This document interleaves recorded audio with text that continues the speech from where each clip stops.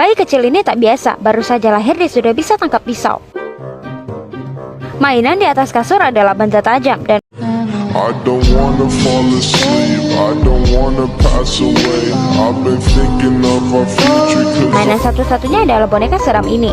Mengapa dia begitu aneh? Maka kita harus melihat ayah ibunya. Ayah Adam adalah seorang miliarder, ibu Eder adalah vampir ribuan tahun. Keluarga semacam ini agak tidak normal. Putri pertamanya tak pernah senyum. Hobi terbesarnya adalah mematahkan leher boneka, dan adiknya memiliki IQ rendah, mirip seperti omnya. Dan mereka memelihara sesuatu yang istimewa, yaitu tangan kanan yang tak hanya bisa buka pintu, juga bisa bantu persalinan, bermain skating saat waktu luang, kecepatan tangan yang sangat hebat.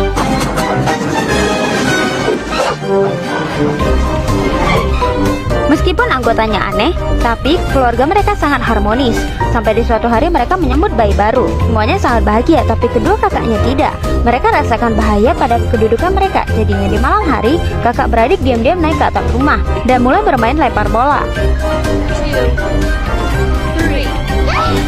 Saat ini Adam membuka jendela dan menangkap bayi. Untung saja.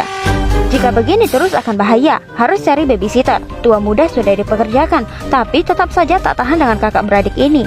Akhirnya datang seorang babysitter yang cantik, Bunga. Berhadapan dengan temperamen keluarga Adam, dia tak panik sedikit pun. Dan dengan cepat dia dapatkan kepercayaan, terutama si paman Bonnie.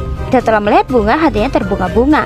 Kadang-kadang sembunyi di belakang melihat Bunga, dan Bunga sudah tahu tapi tidak menolak, seakan punya sebuah tujuan yang dirahasiakan. Hari ini Adam suami istri harus keluar. Bunga segera masuk ke ruang buku, mendapatkan harta keluarga, surat sewa tanah, surat piutang. Ini akan untung besar. Ternyata identitas asli Bunga adalah pembunuh suami sendiri, pembunuh berantai untuk mencuri harta. Dia datang jadi babysitter untuk menggoda Bonnie. Ini adalah tujuan utama dia. Dan semua ini terlihat oleh putri pertama Adam. Demi melancarkan rencananya, Bunga mengirim kakak beradik ke perkemahan musim panas, menjauhkan hambatan, lalu membawa Bonnie ke kuburan dan berkencan di bawah sinar bulan. Bonnie menyender di bahu Bunga. Segera keduanya mengadakan pernikahan yang megah di kuburan. Dan akhirnya sampai di malam pertama yang ditunggu-tunggu oleh Bonnie. Malam pertama setelah pernikahan, pria di bathtub dan wanita mengambil radio. Jomblo 50 tahun, akhirnya Bonnie sampai di tahap ini. Wanita bertanya, Do anything for me. Would you die for me? Promise. dalam sekejap semua lampu pecah.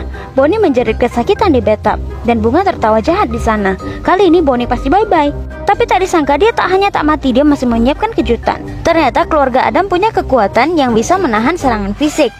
Bunga melihat cara itu gagal. Dia gunakan serangan mental, langsung meluluhkan Bonnie, memaksa Bonnie untuk putus hubungan dengan keluarga, membeli rumah mewah di kota. Adam sekeluarga rasakan keanehan, datang menyusul, dan yang menyebut mereka adalah Bunga yang sombong. Adam meminta untuk bertemu adiknya Bonnie, tapi saat ini Bonnie hanya duduk di sudut, tak mau turun menemui abangnya. Dia sudah terbuai dalam kecantikan Bunga. Hari ini Bunga lagi-lagi buat rencana pembunuhan pada suaminya Bonnie. Dia menyimpan bom waktu di kotak kado, memegang wajah imut Bonnie berkata, "Tunggu aku pulang baru buka ya." Bonnie mengira itu adalah mainan kecil yang menarik. Dia sangat bahagia. Dan Bunga duduk di mobil menunggu waktu, mengatur ekspresinya yang berakting jika polisi datang. Dan kini sudah waktunya. Rumah mewah berubah menjadi abu. Bunga turun dari mobil dengan bahagia. Teringat warisan kaya membuatnya bahagia. Tapi di antara asap hitam Bonnie muncul dan bertanya polos padanya, Did you get the champagne? Bunga pun tak tahan keluarkan pistolnya.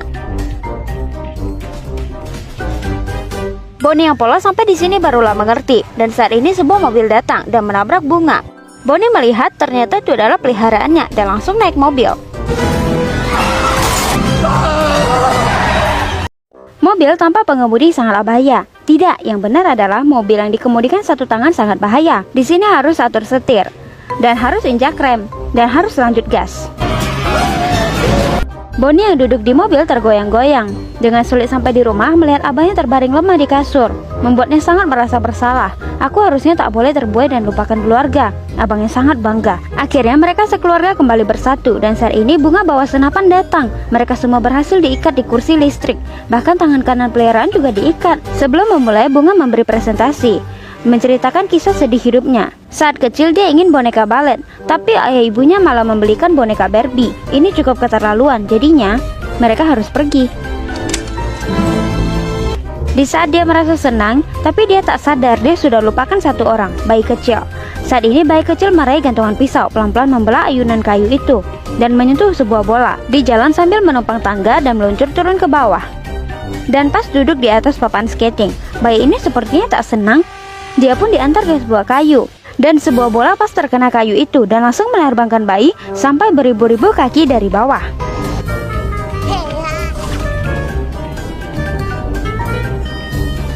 Bunga bersiap untuk menjatuhkan saklar, dan pas banget si bayi sedang menghubungkan dua tali. Aliran listrik langsung mengalir dan bunga tersetrum hingga terangkat. Api itu bersinar mengerikan, dan akhirnya bunga terbakar jadi abu. Bayi kecil sangatlah bahagia. Sejak saat itu, keluarga Adam kembali hidup harmonis. Film selesai. Bye.